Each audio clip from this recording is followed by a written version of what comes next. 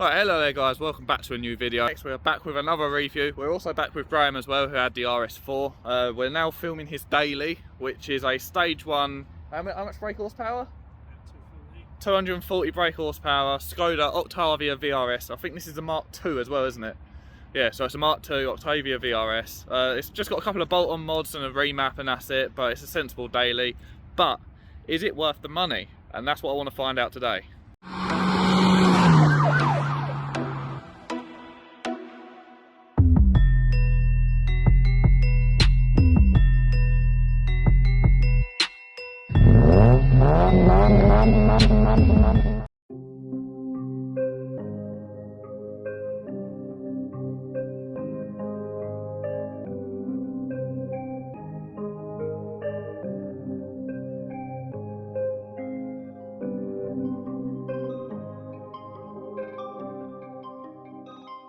Here we are back with Graham again. So yeah, what's the specs on this one then? It's got a stage 1 map, air filter upgrade, ram air large one, and pre-cat delete, and that's about it really. And it's pushing a modest 240 brake roughly. Yeah, somewhere around there. Have you actually got like dyno print out of it or not? No, it's because it's only the daily. It was just a sort of generic off-the-shelf map sort of thing really. Yeah. That my brother put on. Yeah. My brother's got the mapping software, so. Oh, that's not too bad then. Happy days. Seems like a bit of a, what's the word I'm looking for? A bit sacrilege if I don't have one and he's got all the software, so. Yeah, exactly. And I mean as well, it still has a little personal touch to a daily as well, doesn't it? Yeah, I mean, it is a daily. It does what it does. It takes me to and fro work, takes the wife to and fro work, takes us on holiday when we need to go on holiday, and it's big enough for that, so. Yeah. What's it like fuel wise then? I'm obviously guessing it's better than the RS4. It'll do my trip to and fro work, which isn't really far at all. Does about 27 to the gallon. Best I've had out of a long trip was just over 40. Oh bloody hell.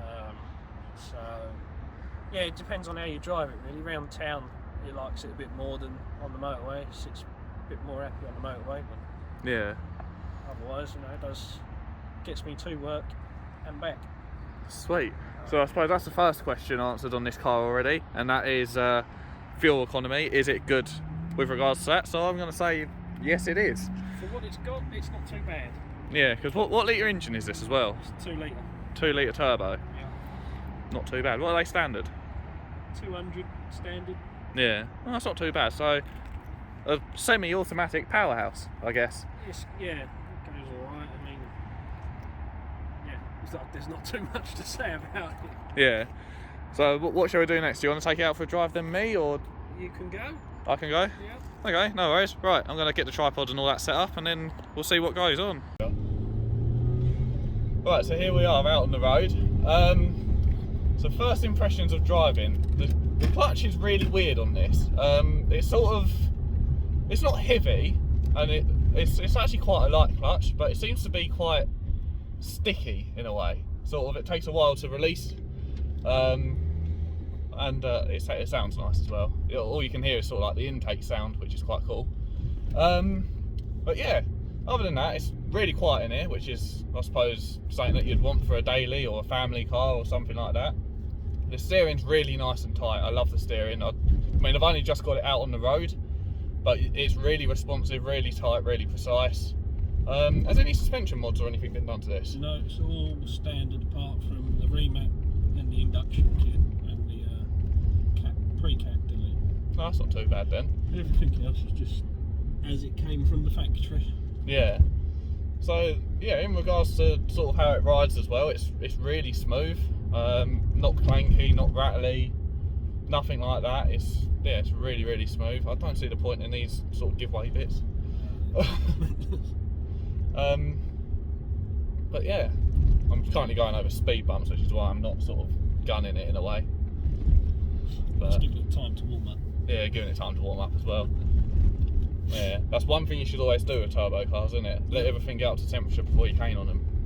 And when you do cane on them, you've got to remember to give it some cool down time as well afterwards. Yeah, and why is that? What happens if you don't? The turbo just gets hot, basically, and if you don't let it circulate some oil and water, it's more like the old cars. Newer ones like this, they got after-run pumps, so when you turn it off, it still continues to pump the water. Yeah. But like the older ones that were only like oil cooled or whatever, if you just shut them off, that's it. You got a stinking hot turbo with nothing there lubricating it to pull any heat out. Yeah, and I suppose it just lets the turbo go faster, doesn't it? It just hurts the bearings quicker, yeah. All the different bits and pieces as they expand, etc. Yeah. Right, now we're hitting some sort of like B-roady like areas. So, don't really know these roads too well. I've been around them a few times. But we'll see if there's a bit where we can open it up out here and see what it's like performance-wise. Like this bit. Woohoo! Flipping heck, this thing hits down the road fast. And as well, you can hear the induction really sort of sucking in and making all the cool turbo sounds as well. This is really quick. I mean, for sort of like a family car, it is incredibly quick. Do it right. Especially as well, because I mean, I don't mean to sort of go by stereotypes, but it's generally the older generation that sort of buy Skodas and all that. So for an old man's car,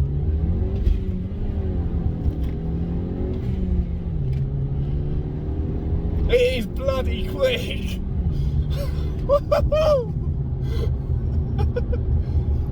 It's 6-speed as well. Yeah. So you can put it into 6th and just waft and cruise. That's one thing I miss from my old Audi actually. I miss having 6 gears. Just, you know, you have your fun throughout the first few gears, put it into 6th and then just cruise. Just cruise after that. And yeah.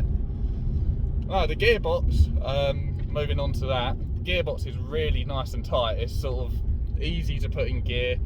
The throws are actually quite short as well, because you said this is still standard as well, didn't you? Yeah. So, you know, there's no short shifter, nothing on that, but the throws are still relatively short, which is quite nice, and the gearbox is really nice and tight. It falls into gear really well. It's actually quite a playful gearbox. I really do enjoy it. In regards to how the actual cockpit is itself, I haven't actually spoke about that yet. You've got these nice two-tone leather seats. They're bucket seats as well, and they actually hug you quite well. They're not sort of too hugging to the fact that you feel like you're sort of confined, but you know, if you sort of like go around a corner, you've still got a bit of cushion there, and it's actually really comfy to drive as well, especially for bucket seats. Generally, bucket seats ain't really all that comfortable. We're going left, aren't we? Left, yeah. Generally, bucket seats ain't really all that comfortable, but these, I love the turbo sounds. These are actually really nice. Sort of looking out across sort of like the steering wheel and the rest of the dashboard, it's very simplistic, but it's sort of very modern as well. So the radio is quite basic but easy to use, quite functional. You've got dual zone climate. Is this dual zone? Yep, dual zone climate control in here. You've got traction control, all your usual good stuff. Yeah, all your usual good stuff. So I suppose it's basic but user friendly, nice for a daily as well. It's got an auxiliary port. Oh yeah, it's got an auxiliary port too, so you can play your house tunes through Spotify. But yeah, other than that, it's a really easy car to drive. Like, this is quite a fair sized car. This compares to the Audi A4, doesn't it? Yeah, I mean the front's like the A3 size. All of the bits underneath, same as the Golf and A3. Yeah. The actual rear end is still like on the Golf platform, but obviously it's a lot longer than a standard Golf. Yeah. So it's sort of around about A4 size, and the way this car handles and performs and all that, it's it feels like a lot more of a smaller car. It don't feel like you're in essentially a big tank, shall we say. It feels really small, really nimble. I don't know where I'm going after this. Do it right, yeah. Do it right. Oh, the old Rosses. Are they Rosses? Don't know. Might have been liners. Possibly. But yeah, going back to that clutch, so I'm getting used to the clutch, and it's actually all right to use. But I don't know. It takes a little while to get used to, I personally think. And as well, you can sort of see it in the rear view mirror, in the rear view there. looking out in the rearview mirror and just seeing Do it right. the low level spoiler looks quite nice. Should we take it down to Tesco roundabout, or? You can do. Yeah? Yeah, there's no worries in that. Sweet. So what we're going to do now is we're going to get it out on the open road, well, a bit more of an open road. We're taking it for a bit of a blast, and I do have to say, this car does handle really, really well. So I'm going to get it out on the open road and sort of get my foot down a little bit more, and I'll catch up with you guys when I get there. Right. Finally out of all the little town driving, and just pulling out to get onto these nice dual carriageway roads. Fucking hell, it's quite heavy with traffic today. So these are the roads that we took the RS4 down previously, and let's go.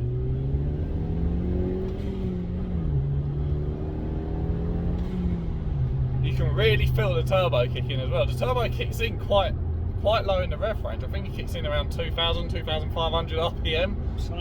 And you can really feel it kick in. I'm in fifth now, so let's... Even in fifth it still pulls. Wow, that is incredible. I just beat a coupe. Nice. I just wish that it wasn't so busy down here today. But no, yeah, this is a really fun car to drive. So, what's sort of the book value of these cars nowadays then? Because obviously you know a lot about your Volkswagen Audi cars, don't you? Yeah, I suppose. Well, I done We Buy Any Car recently on it, and that was $3,500. So it's quite an affordable platform then? Yeah. I mean, this has got low mileage, it's only on about 55,000, something like that. So about $4,000 for this sort of mileage. Yeah. But if you don't mind having a high mileage one, you can get them for a lot cheaper. Yeah. And what engine variants do these come in as well? They've got this one, which is the 2 litre TFSI. Yeah. And then they also do a 2 litre diesel, yeah, which is 170 horsepower out the factory. So that's the same engine that my A4 had in it? Yeah, effectively, yeah. Let's go, we've got an open bit of road. This thing pulls nice and strong. Nice and strong through the rev range. I mean, we're going Mexican speeds then. We won't say how fast, but we're going Mexican speeds. And yeah, it pulls really nice. It's Harry and his dad. It's Harry and his dad, boy! Yeah. Go on. You alright? If you're wondering who it was actually talking about, there's what is he? He's highly autistic, isn't he? Or something like that. He's on the autistic spectrum, yeah. Yeah, but he has a real passion for cars, and every Saturday, which is what obviously today is, he comes up to this roundabout in Gillingham, and he films some of the nice cars that go around it. Like he films Porsches, modified STs, things like this. You know, he films it all, and there he goes. I chased the Porsche.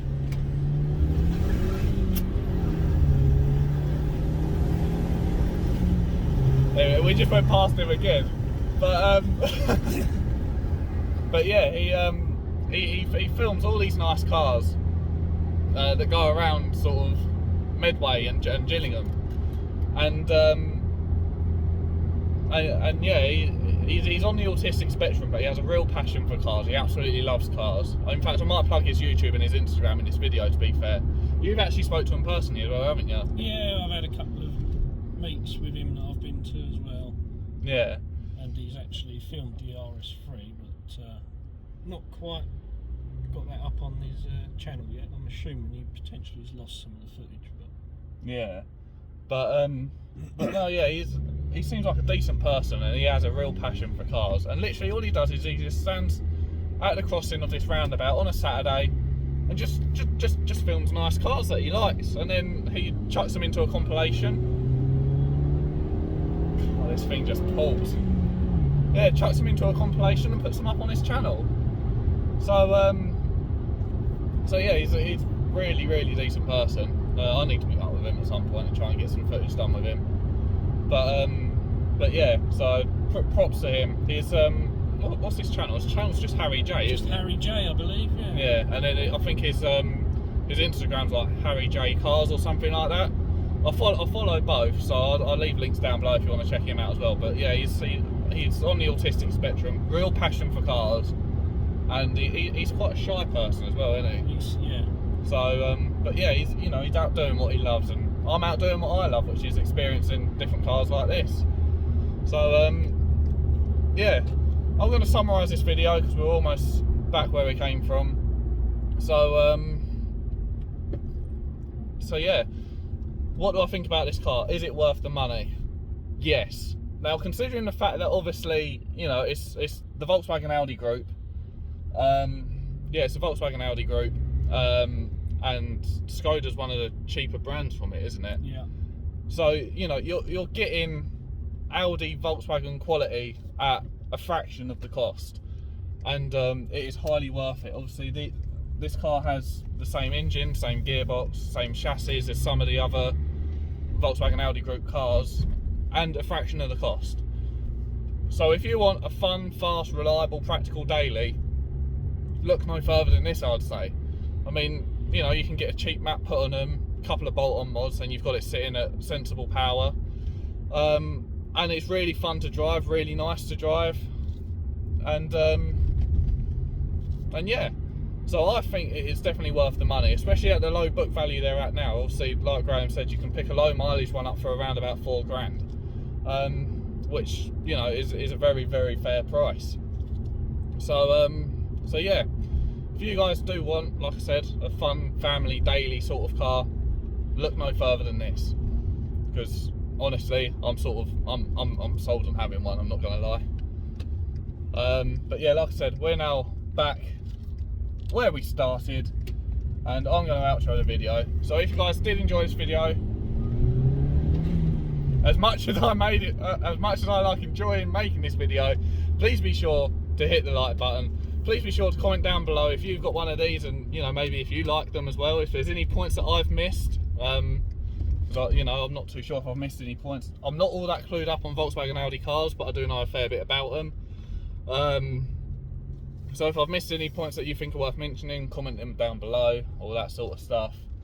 And yeah. So like I said, like, comment, subscribe, all that good stuff. And I'll see you guys in the next video.